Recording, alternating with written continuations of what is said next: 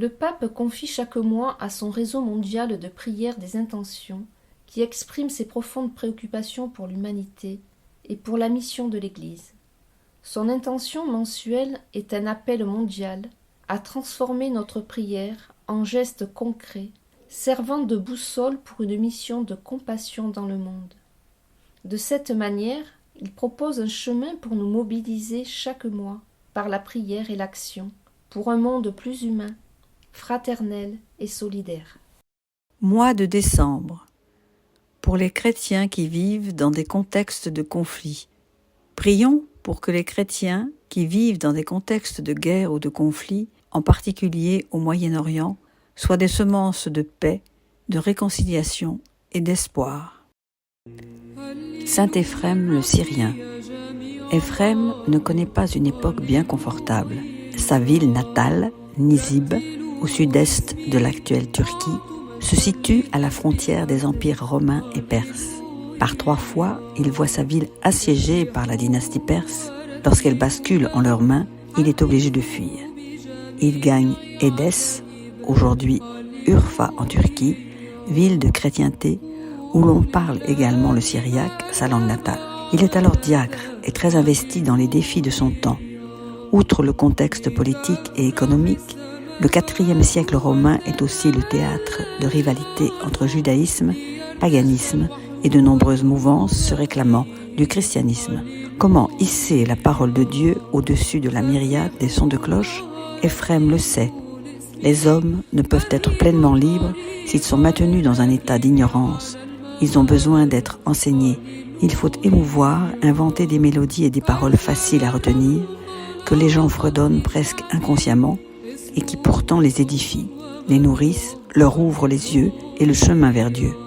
Chrétien doux, bon et patient, Éphrem compose 450 hymnes d'une richesse inimitable, dont certaines remportent de son vivant et par-delà les frontières un franc succès. Benoît XVI commentera sur saint Éphrem: la figure de saint Éphrem de Syrien est encore pleinement actuelle pour la vie des différentes églises chrétiennes. Nous le découvrons tout d'abord comme théologien qui, à partir de l'écriture sainte, réfléchit poétiquement sur le mystère de la rédemption de l'homme opéré par le Christ, le Verbe de Dieu incarné. Sa réflexion est une réflexion théologique exprimée par des images et des symboles tirés de la nature, de la vie quotidienne et de la Bible. Saint Éphrem le Syrien confère un caractère didactique et catéchétique à la poésie et aux hymnes pour la liturgie. Il s'agit d'hymnes théologiques et dans le même temps adaptés à la récitation et au chant liturgique.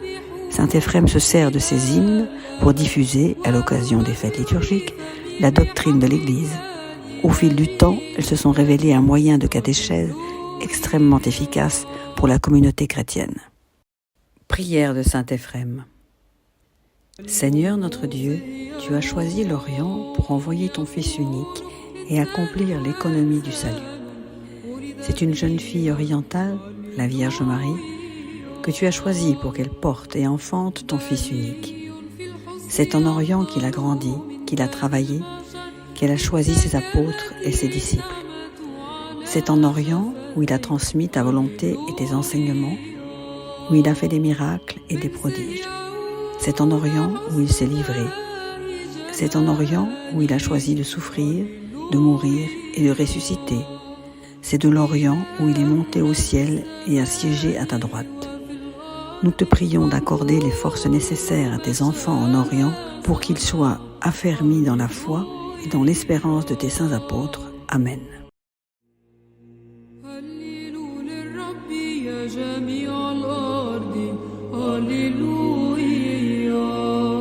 رتلوا لاسمي أعطوا مجدا لتسبيحته هاليلويا سبحوه ورتلوا